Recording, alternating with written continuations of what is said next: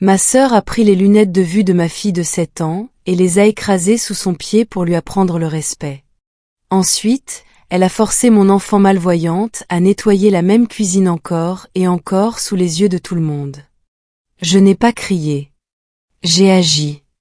9 heures plus tard, leurs vies ont commencé à s'effondrer.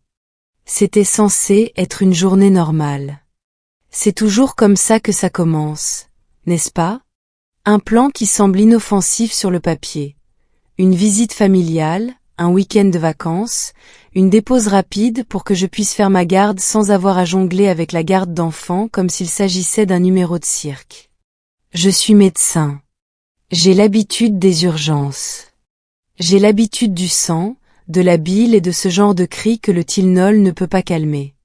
Ce à quoi je ne suis pas habituée, c'est d'entrer dans un salon rempli de mes propres parents et d'avoir instantanément l'impression de pénétrer dans une pièce où quelque chose est mort. Pas littéralement, pas encore, mais quelque chose. Je me suis garée dans l'allée de mes parents avec ce genre d'épuisement particulier qui semble habiter vos os. Mon café n'agissait plus depuis 3 heures. La seule chose qui me tenait debout était l'idée de ramener ma fille, Grace, à la maison, de lui mettre son pyjama et de laisser mon cerveau s'éteindre comme un vieil ordinateur portable. J'ai ouvert la porte d'entrée, m'attendant à du bruit et au chaos, la bande-son habituelle de la maison de grand-mère. Les dessins animés à fond, les enfants qui courent, quelqu'un qui hurle pour du jus.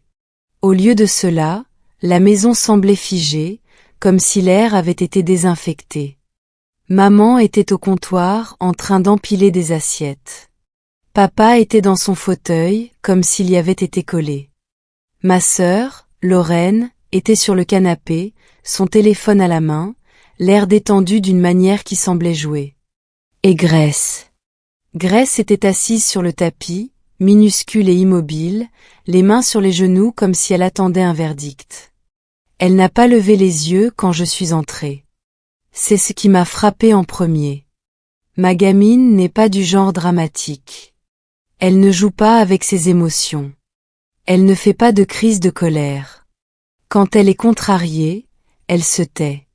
Elle se replie sur elle-même. Et à ce moment-là, elle semblait recroquevillée, petite, tendue, comme si elle essayait d'occuper le moins d'espace possible. Puis j'ai vu ses mains, pas broyées, pas en sang, juste bizarre. Rouge autour des articulations, un peu bleu d'une manière qui m'a serré l'estomac. Le genre de bleu que l'on se fait quand on frotte quelque chose trop longtemps, trop fort, avec la peau douce d'un enfant. Elle ne portait pas non plus ses lunettes. Grace porte des lunettes de vue. Elle les porte depuis assez longtemps pour que les mettre soient aussi automatiques que de respirer. Sans elle, elle plisse les yeux et a des maux de tête. Avec elle, elle est juste Grace, obsédée par les livres, discrètement drôle, observant toujours le monde comme si c'était un puzzle qu'elle essayait de résoudre. Alors, quand j'ai vu son visage nu et ses yeux légèrement flous, je me suis arrêtée sur le seuil. « Coucou ma puce », ai-je dit, en gardant une voix décontractée, comme si rien n'avait bougé dans ma poitrine. « Où sont tes lunettes ?» Grace Atresale. Pas un sursaut dramatique, juste une petite secousse intérieure, comme si ma question était un fil de détente. Lorraine a répondu avant que Grace ne puisse le faire. Elle les a fait tomber. Son ton était fluide. Trop fluide. La façon dont on parle quand on a répété quelque chose et qu'on attend de voir si quelqu'un va nous contredire. J'ai fait un pas de plus. Tomber où? Lorraine a haussé les épaules, les yeux toujours fixés sur son écran. Quelque part, tout à l'heure. Maman n'a pas levé les yeux de ses assiettes. Ce n'est pas grave, Aaron. Ce fut le deuxième coup. Quand votre enfant a 7 ans et que quelque chose n'est pas grave pour les adultes, cela signifie généralement que ça devrait l'être. Je me suis accroupie devant Grace. Chérie, où sont-elles? Grace a fixé le tapis. Je les ai fait tomber, a-t-elle chuchoté. Sa voix sonnait comme si elle lisait des cartons aide-mémoire. Lorraine a laissé échapper un court rire. Elle a testé les limites aujourd'hui. J'ai levé les yeux. Quel genre de limite? Lorraine a enfin levé les yeux de son téléphone.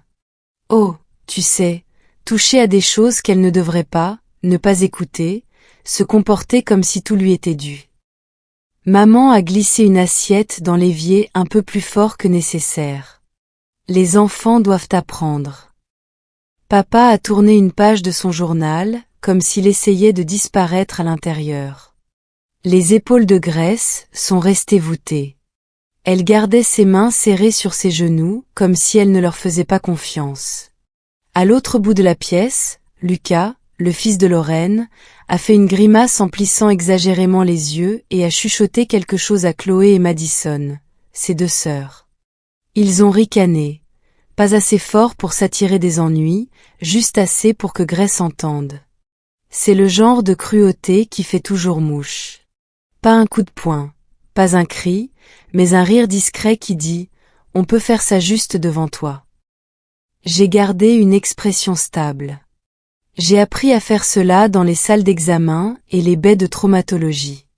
Quand vous paniquez, les gens paniquent encore plus, alors vous ne le faites pas. Vous devenez calme comme si c'était une arme. D'accord, ai-je dit. Je peux les voir? Lorraine s'est levée, s'est dirigée vers la table d'appoint et a ramassé un petit tas de quelque chose. Elle l'a laissé tomber dans ma main, comme si elle me donnait un reçu. C'étaient les lunettes cassées de Grace. La monture était tordue.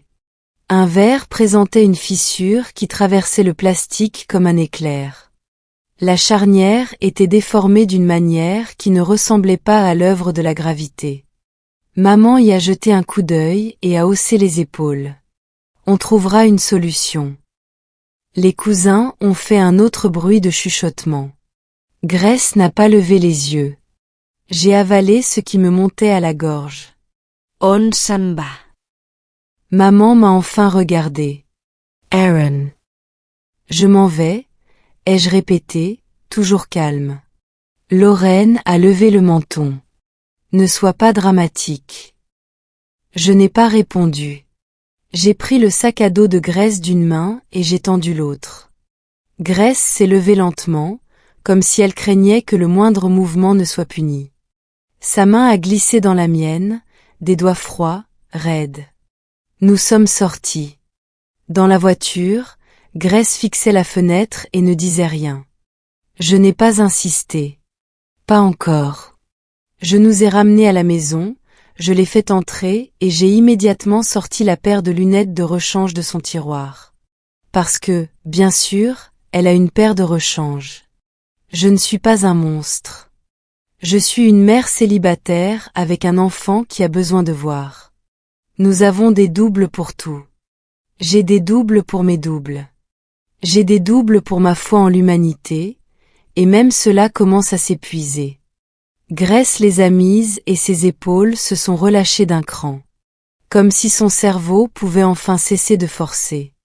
Physiquement, elle était plus en sécurité. Émotionnellement, elle donnait l'impression d'être encore assise sur ce tapis, à écouter le rire de ses cousins. J'ai examiné ses mains à la lumière de la cuisine. La rougeur autour de ses articulations était plus nette maintenant. Il y avait aussi de légers bleus. Rien d'énorme, mais assez pour me donner envie de retourner là-bas et de réorganiser les meubles de mes propres mains. « Tu es tombée ?» ai-je demandé doucement. Grace a secoué la tête. « Tu t'es fait mal aux mains en faisant quelque chose ?» Ses yeux ont cherché les miens une seconde, puis se sont détournés. « Non. » Encore les cartons aide-mémoire. Je n'ai pas insisté. J'ai préparé des macaronis au fromage pour le dîner, parce que je n'étais pas assez stable émotionnellement pour cuisiner des légumes. Grace a à peine mangé. Plus tard, après son bain, après avoir mis son pyjama, après que j'ai brossé ses cheveux en faisant semblant que mon cœur ne faisait pas des bonds dans ma poitrine, je me suis assise sur le bord de son lit. Et, ai-je dit, tu peux me dire ce qui s'est passé aujourd'hui? La vraie version. La bouche de Grace s'est crispée. Elle a fixé la couverture comme si elle pouvait lui donner des instructions. J'ai gardé une voix légère. Tu n'auras pas d'ennui. Je ne suis pas fâchée contre toi. J'ai juste besoin de comprendre. Silence. Puis, j'ai fait quelque chose de mal. Mon estomac s'est noué. Non, tu as fait quelque chose qui les a mis en colère. Ça ne veut pas dire que tu as fait quelque chose de mal. Grace a dégluti. Sa voix sortait par fragments, comme si elle marchait sur des mines. Je pensais que tante Lorraine regardait une vidéo sur son téléphone. D'accord. Alors, j'ai regardé. Juste une seconde. D'accord. Et elle s'est mise vraiment en colère.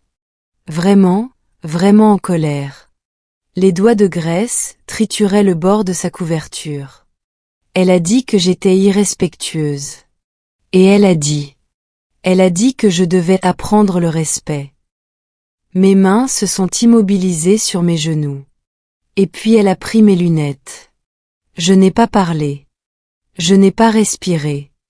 Elle les a jetées par terre, a chuchoté Grace. Et elle a marché dessus. Fought. La voix de Grace s'est brisée. Je lui ai dit que je ne voyais rien. Elle a dit que j'aurais dû y penser avant. Mon cerveau essayait de rester calme. Mon corps essayait de devenir pur feu. Grace a continué, de plus en plus bas. Ensuite, elle m'a obligée à nettoyer la cuisine. Et je l'ai fait, mais elle a dit que ce n'était pas assez bien, alors j'ai dû recommencer. Mes yeux se sont posés sur ses mains. Encore et encore, a dit Grace. J'avais mal aux mains, et Lucas, Chloé et Madison riaient. Et grand-mère regardait. Et grand-père? Ai-je demandé. Grace a haussé les épaules. Un geste minuscule. Il était là. Le genre de réponse qui signifie qu'il ne l'a pas arrêté. La voix de Grace est devenue plus petite. J'ai essayé d'être sage. J'ai vraiment essayé de toutes mes forces. J'ai senti quelque chose en moi se briser et rester brisé. Grace a cligné des yeux rapidement. Maman, est-ce que je suis méchante? Je me suis penchée en avant et j'ai pris son visage doucement entre mes mains. Non. Mais non, ai-je répété. Tu n'es pas méchante. Ce qui t'est arrivé est méchant. Ce n'est pas la même chose. Elle s'est mise à pleurer alors, silencieusement, comme si elle ne voulait pas s'attirer d'ennui pour avoir occupé de l'espace. Je l'ai tenue contre moi jusqu'à ce que sa respiration ralentisse. Quand elle a fini par s'endormir, j'ai pris mon téléphone et j'ai ouvert ma galerie photo. J'ai photographié les lunettes cassées sous tous les angles. Puis je me suis assise dans la cuisine sombre, fixant la monture écrasée comme s'il s'agissait d'une scène de crime. Je n'ai pas crié. Je n'ai pas rappelé Lorraine. Pas encore. J'ai pris une profonde inspiration, du genre que l'on prend avant d'entrer dans un bloc opératoire, et j'ai commencé à faire des plans. Parce que 9 heures après avoir découvert ce qu'ils avaient fait à mon enfant, leurs vies ont commencé à s'effondrer. Les gens ne se réveillent pas un matin en décidant de devenir cruels. Ils s'entraînent. Ils affûtent cela comme une compétence. Ils l'enveloppent dans des mots polis. Ils l'enseignent à leurs enfants comme si c'était de la politesse. Dans ma maison, quand je grandissais, maman appelait cela être strict. Être strict signifiait que si vous renversiez du lait, vous aviez droit à un sermon assez long pour valoir un cours universitaire.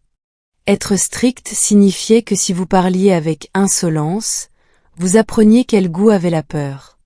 Papa ne frappait pas. Papa ne criait pas.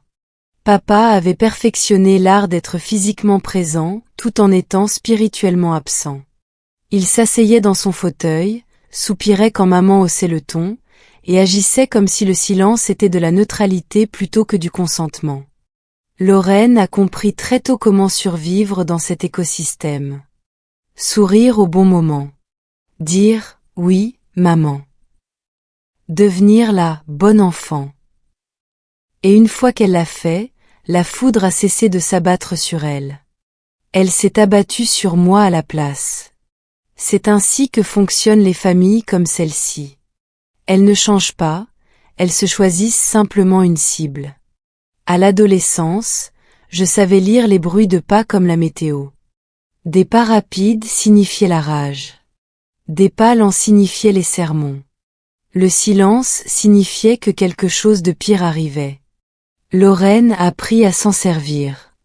Si elle cassait quelque chose, elle pleurait la première. Si elle se faisait prendre, elle suffoquait comme si elle avait été trahie. Maman accourait, la consolait, puis se tournait vers moi comme si j'avais commis un crime fédéral. Je ne sais pas exactement quand j'ai cessé d'attendre de la justice. Ce n'était pas un moment dramatique. C'était plutôt une érosion, une petite injustice à la fois jusqu'à ce qu'on accepte simplement la forme de sa vie. Je suis devenu médecin parce que c'était le premier endroit où les règles avaient un sens. En médecine, il y a encore des choses injustes. Des gens tombent malades sans raison. Des enfants souffrent. Des choses horribles arrivent à de bonnes familles. Mais au moins, les règles sont réelles. La cause et l'effet existent. Si vous traitez une pneumonie, les poumons vont mieux. Si vous recousez une coupure, le saignement s'arrête. À la maison, la cause et l'effet étaient négociables. J'ai gardé le contact avec mes parents parce que c'est ce qu'on fait quand on a été entraîné à se sentir coupable de respirer. Et parce que quand Grace est née, je l'ai regardée et j'ai ressenti quelque chose que je n'avais jamais connu enfant, un amour protecteur. Le genre qui donne envie de lui construire un monde où elle serait en sécurité. Alors, j'ai essayé. J'ai essayé de lui donner des grands-parents, des cousins, une tante.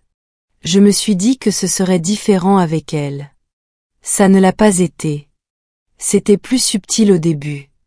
Des petites choses.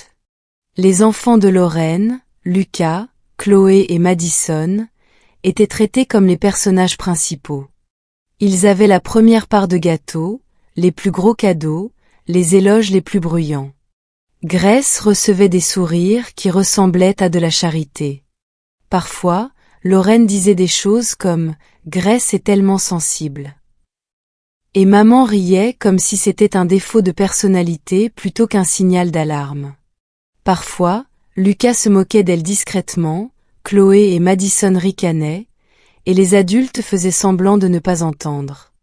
Parfois, je surprenais Grace en train de les observer, les épaules légèrement voûtées comme si elle essayait de comprendre quelle règle elle avait enfreinte. Et le pire. Parfois je me disais que c'était des histoires normales de frères, sœurs et cousins, parce que le déni coûte moins cher que la vérité. Je les aidais aussi financièrement. Non pas parce que je suis une sainte, mais parce que c'était un moyen d'acheter la paix. Maman et papa avaient des dépenses. Lorraine avait des trous à combler. Il y avait des frais, des activités, de petites urgences qui finissaient toujours par atterrir sur mes genoux. Je couvrais des choses ici et là, une facture, des frais de camp, un uniforme. Oh, on est un peu court ce mois-ci. Une partie de cette aide occasionnelle allait aux enfants de Lorraine, activités, frais, petits manques que je comblais. Pendant ce temps, Grace était toujours traitée comme si elle devait être reconnaissante du simple fait d'être incluse. C'était la version familiale du loyer, payé pour être toléré. Et puis il y avait Raymond Whitman, oncle Ray. Techniquement, c'était mon oncle, peut-être mon grand-oncle, selon la façon dont on compte l'arbre généalogique.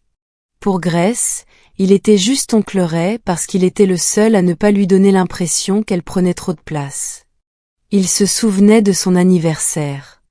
Il l'interrogeait sur ses livres. Il lui parlait comme à une personne, pas comme à un petit inconvénient. Quand il est mort récemment, j'ai eu beaucoup de peine. Pas bruyamment, pas de façon théâtrale. Juste le chagrin silencieux de réaliser que le seul adulte décent de votre famille élargie n'est plus là. Après la mort de Ray, les réunions de famille sont devenues tendues d'une manière que je ne pouvais pas nommer. Pas parce que quelqu'un disait quoi que ce soit, mais parce que les gens ne se regardaient plus dans les yeux, parce que les conversations s'arrêtaient quand j'entrais dans une pièce, parce que quelque chose avait bougé sous la surface et que personne n'allait me dire quoi. Je me disais que c'était le deuil, le stress, que chacun gérait à sa façon. Je me suis dit beaucoup de choses. Et puis Lorraine a écrasé les lunettes de ma fille sous son pied et a appelé cela le respect. Et soudain, mon cerveau a cessé d'accepter les mensonges comme réconfort.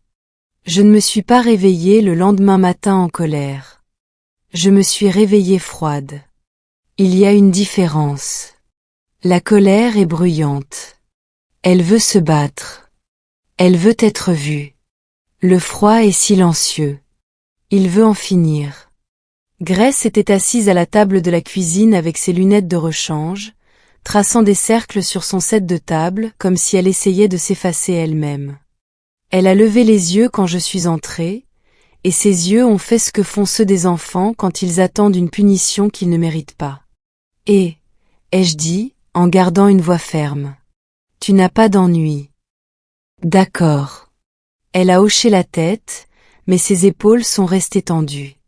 J'ai fait du café, j'ai ouvert mon ordinateur portable et je me suis connectée à mon compte bancaire. Je ne l'ai pas fait de façon dramatique. Je n'ai pas tapé fort sur les touches et je n'ai pas marmonné de discours de vengeance. J'ai simplement arrêté de payer. Un par un, j'ai tout annulé.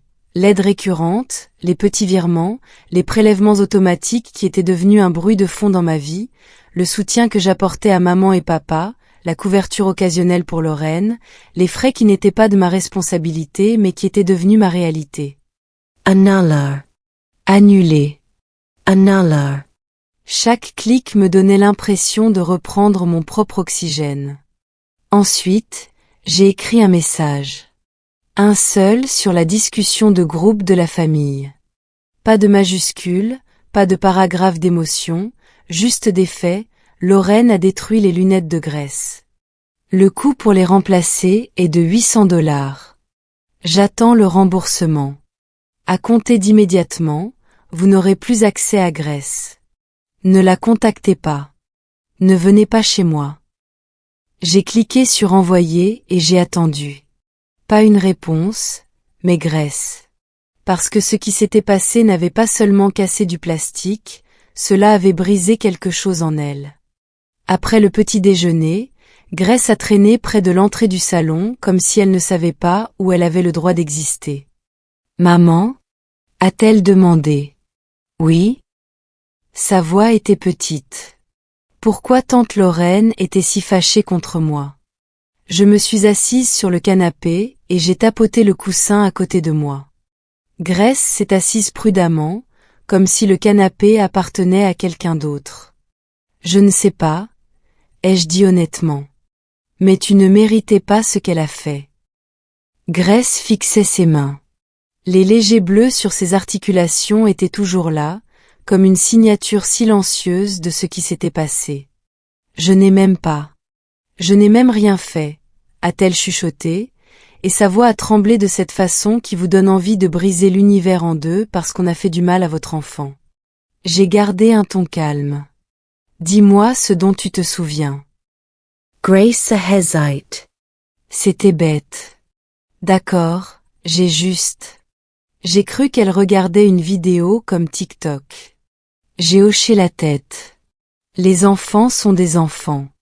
La curiosité n'est pas un crime. Et quand j'ai regardé, a dit Grace, le sourcil froncé, ce n'était même pas intéressant. C'était ennuyeux. Comme des trucs d'adultes. Quel genre de trucs d'adultes? Elle a plissé le visage, comme si elle essayait d'extraire le souvenir du brouillard. Comme un email. Je ne l'ai pas lu. J'ai juste vu des mots. Des mots dont tu te souviens? Grace a secoué la tête, puis s'est interrompue. Il y avait un mot comme trust, fiducie. Je ne sais pas ce que c'est. Mon café a cessé d'avoir le goût de café. Grace a continué, sans savoir qu'elle venait de lâcher une grenade sur mes genoux. Et j'ai vu le nom d'oncle Ray, a-t-elle ajouté, toujours focalisée sur le peu d'importance que cela semblait avoir. Juste une seconde. Je ne voulais même pas le lire. Tante Lorraine s'est mise en colère tout de suite. Elle a haussé les épaules, comme si le plus déroutant était que sa tante ait surréagi à quelque chose d'ennuyeux. J'ai gardé un visage neutre par pure volonté. D'accord, ai-je dit doucement. Merci de me l'avoir dit. Les yeux de Grace ont cherché les miens. Est-ce que j'ai des ennuis? Non, ai-je dit, et cette fois ma voix n'a pas tremblé. Tu es en sécurité.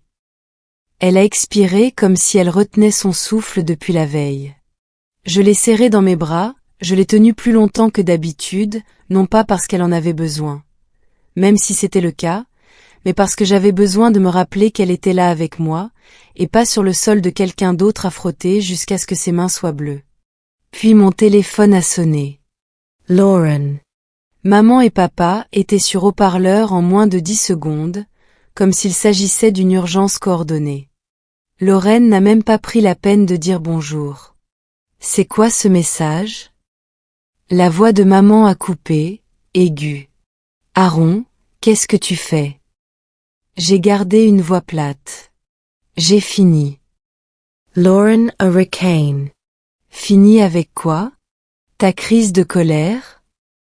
Tu as détruit les lunettes de Grace, ai-je dit. Tu vas les payer et tu ne la verras plus. Lorraine a répliqué trop vite. Ce n'est pas ce qui s'est passé. Maman est intervenue immédiatement, comme si elle attendait son signal. Elle les a fait tomber. Et tu annules les paiements? A ajouté Lorraine, comme si c'était là le vrai crime. Tu es sérieuse, là? Papa n'a rien dit. Bien sûr. Le déni de Lorraine est sorti de façon brouillonne, mêlé à des justifications qu'elle ne pouvait s'empêcher d'ajouter. On n'a rien détruit, a-t-elle dit. Et puis immédiatement après, elle était irrespectueuse. Elle avait besoin de conséquences. Alors, c'est quoi? Ai-je demandé. Un accident tragique ou une punition?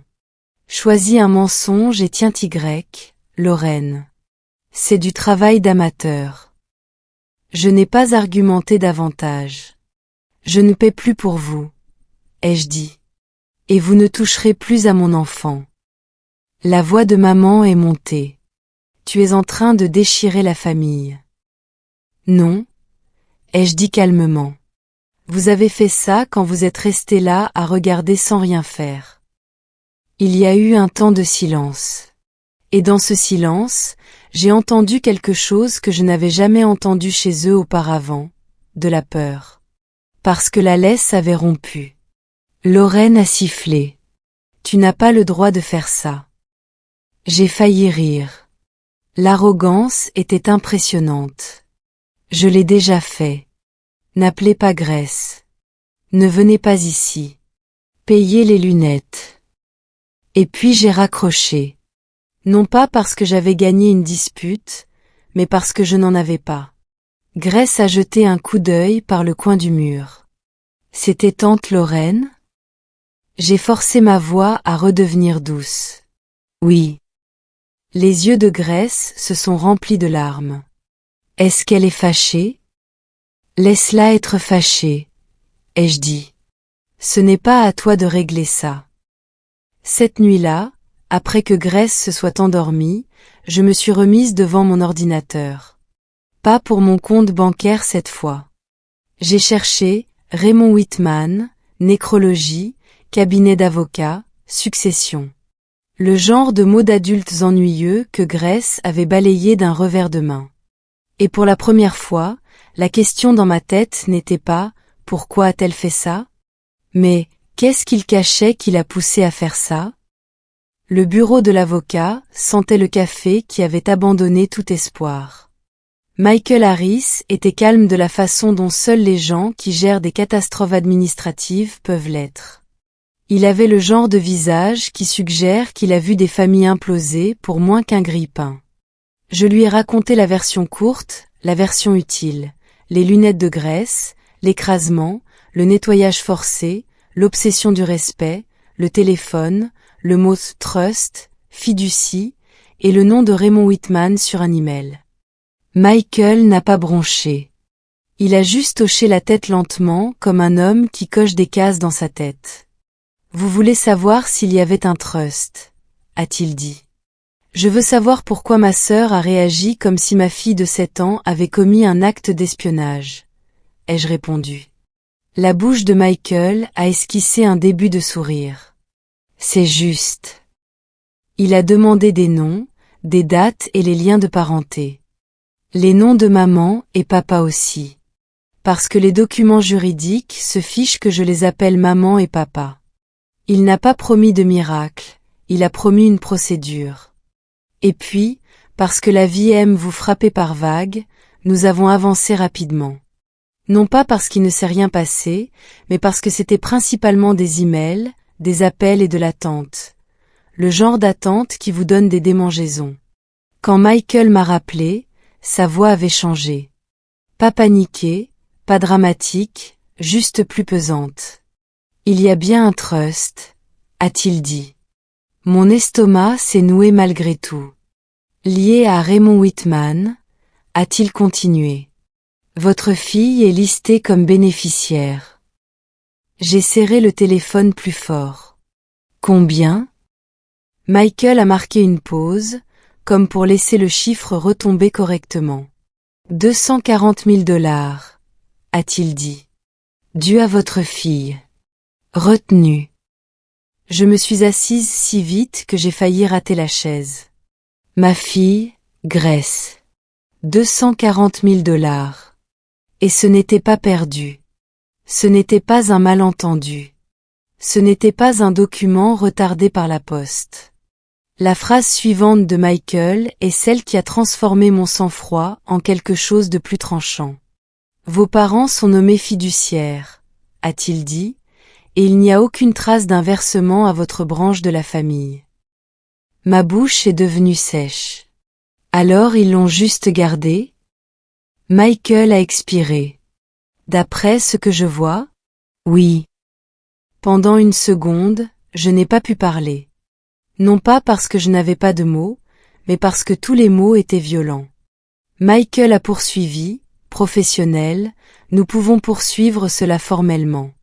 Exiger une reddition de compte, déposer un recours au tribunal, demander la révocation des fiduciaires et réclamer le recouvrement des fonds. Et au pénal? Ai-je demandé doucement. Michael a de nouveau marqué une pause. Si les fonds ont été intentionnellement retenus ou détournés, vous pouvez déposer une plainte à la police pour vol ou fraude. C'est distinct du processus civil. Mais oui. Ma voix est sortie plate. Faites-le. Michael n'a pas discuté. Il ne m'a pas demandé si j'étais sûre. Il a juste dit, très bien. Nous avons donc bougé. Nous avons déposé ce qu'il fallait déposer. Nous avons exigé ce qu'il fallait exiger. Nous avons tout mis par écrit pour que personne ne puisse mal se souvenir plus tard. Et oui, je suis allée à la police. Pas pour les lunettes, pas pour la cuisine, mais pour le vol. Pour le fait que des adultes qui se prétendaient ma famille avaient regardé l'avenir de ma fille et décidé qu'il appartenait à quelqu'un d'autre. Le dépôt de plainte lui-même fut la partie la plus surréaliste. Être assise sur une chaise sous des néons, expliquant que mes parents, avaient retenu 240 000 $ dus à mon enfant. Les sourcils de l'officier montaient plus haut à chaque phrase. Vos parents étaient les fiduciaires? A-t-il répété. Oui. Et je ne l'ai découvert que parce que ma fille de 7 ans a jeté un coup d'œil au téléphone de ma sœur. Ai-je dit. Et ma sœur a répondu en écrasant ses lunettes sous son pied. Il m'a fixé pendant un instant. Puis il a dit lentement, d'accord. C'était tout. Pas de grand discours, juste le clic discret d'un stylo et le son des conséquences devenant réelles. Une fois que les avis officiels ont été envoyés, le silence s'est brisé. Pas par des appels, mais par un coup à ma porte. J'ai regardé par le Judas et j'ai vu maman tenant une assiette. Des cookies. Parce que rien ne dit « s'il te plaît » n'implique pas le système judiciaire, comme des pâtisseries maison. Papa était derrière elle, l'air de vouloir être n'importe où ailleurs. Lauren se tenait à l'écart, les bras croisés, affichant un sourire si crispé qu'il aurait pu couper du verre. J'ai ouvert la porte, mais je ne les ai pas invités à entrer. La voix de maman était douce. Trop douce. Aaron, chérie, nous voulons juste parler. Lauren a soulevé légèrement l'assiette de cookies, comme si le sucre pouvait réécrire l'histoire. J'ai regardé les cookies. Un timing intéressant. Maman a cligné des yeux innocemment. Nous ne voyons pas ce que tu veux dire. J'ai souri alors. Je n'ai pas pu m'en empêcher. L'humour, c'est qu'est parfois la seule chose qui me fait tenir debout. Bien sûr, ai-je dit, tout comme vous ne savez pas ce qui est arrivé aux lunettes de Grace. La douceur de maman a vacillé. Lauren a fait un pas en avant. C'est ridicule. Tu es en train de tout faire sauter pour rien. Pour rien? Ai-je répété. 240 000 $, c'est rien, maintenant? Papa a fini par parler doucement. Aaron. J'ai levé la main. Parler à Michael Harris. Le visage de maman s'est durci. On est une famille. Je l'ai remarqué, ai-je dit. C'est bien ça le problème. Le sourire de Lauren s'est brisé. Tu ne comprends pas ce que tu es en train de faire. Oh, je comprends, ai-je dit. Pour la première fois de ma vie, je comprends parfaitement. La voix de maman est devenue plus aiguë. Tu nous humilies. C'est drôle, ai-je dit. Parce que les mains de Grace étaient rouges à force de frotter pendant que vous regardiez. Lauren a explosé, hurlant maintenant, elle n'aurait pas dû regarder mon téléphone. Et voilà. Pas un déni, mais une justification, une confession déguisée en bonne manière. Maman a siffle, Lauren a reet. Mais Lauren était déjà en train de perdre les pédales, parce que la culpabilité rend les gens stupides. Elle a été irrespectueuse. A crash, Lauren. Elle devait apprendre. Et maintenant tu essaies de voler nos enfants. J'ai ri une fois, un rire court et froid. Tes enfants? Maman a fait un pas en avant, les yeux lançant des éclairs. Est-ce que tu as la moindre idée d'à quel point c'est injuste? J'ai penché la tête. Explique-moi. La bouche de maman s'est serrée, et elle a fini par lâcher la chose qu'il ruminait depuis la mort de Raymond Whitman. C'est injuste, a-t-elle lancé, que Grace reçoive tellement plus que les autres petits-enfants. Lauren a renchéri comme si elle n'attendait que la permission de parler. C'est une enfant unique. Elle a déjà tout. Pendant ce temps, mes enfants. Et nous y voilà, ai-je dit doucement. Le mobile. La raison. Ils ne protégeaient pas Grace. Ils protégeaient leurs propres calculs. Le visage de maman est devenu livide quand elle a réalisé ce qu'elle venait d'avouer. Papa a baissé les yeux vers le porche comme s'il allait l'engloutir. Lauren m'a lancé un regard noir. Tu vas vraiment faire ça? Oui, ai-je dit. Je le fais. J'ai reculé d'un pas. Parler à Michael. La voix de maman est montée, désespérée cette fois. Aaron, ne fais pas ça. Je l'ai regardé, je l'ai vraiment regardé, et j'ai senti un grand calme s'installer en moi. C'est vous qui avez fait ça, ai-je dit, quand vous avez décidé que l'avenir de ma fille appartenait à quelqu'un d'autre. Puis j'ai fermé la porte. Sans éclat, c'était fini. Le temps a passé comme il passe quand les avocats s'en mêlent, entre documents, échéances et l'email occasionnel qui vous donnent des palpitations. Grace a gardé ses lunettes de rechange le temps que nous remplacions la paire détruite. Ses mains ont guéri. Ses bleus ont disparu. Le réflexe de s'excuser pour un rien a mis plus de temps, mais il a fini par s'effacer aussi. L'affaire du trust a été résolue. Les 240 000 $ de Grace ont été récupérés et sécurisés correctement avec des garanties qui n'impliquaient pas la signature de mes parents. Maman et papa ont été révoqués de leur fonction de fiduciaire, parce que fiduciaire est un titre professionnel, pas un droit de naissance. Des poursuites pénales ont également abouti.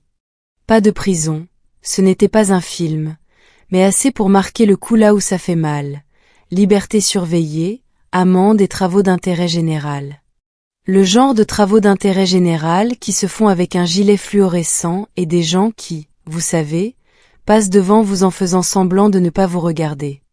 Et oui, la famille élargie a fini par savoir. Les secrets ne survivent pas au dossier de justice. Les invitations ont cessé. Les appels se sont fait rares. Les gens qui autrefois approuvaient le respect et la discipline sont soudain devenus très occupés. C'est drôle comme la moralité réapparaît dès qu'il y a de la paperasse. La vie de Lorraine s'est rétrécie. Le cercle social de maman s'est évaporé en silence. Papa est resté discret, comme toujours. Le silence n'est pas l'innocence, mais c'est cohérent. Quant à nous, nous sommes restés en zéro contact. Grace a cessé de s'excuser dès qu'elle occupait de la place. Un soir, des mois plus tard, elle m'a demandé « Maman, est-ce qu'on va bien maintenant ?» J'ai repensé aux mains meurtries, aux lunettes écrasées, aux cookies sur le porche et au mot « trust » qui avaient tout changé. Et j'ai dit « Honnêtement, oui, on va bien. » Parce que la paix n'est pas l'absence de bruit. Parfois, c'est le son d'une porte qui se ferme et qui reste fermée. Alors, qu'en pensez-vous? Suis-je allé trop loin ou pas assez? Dites-le moi dans les commentaires.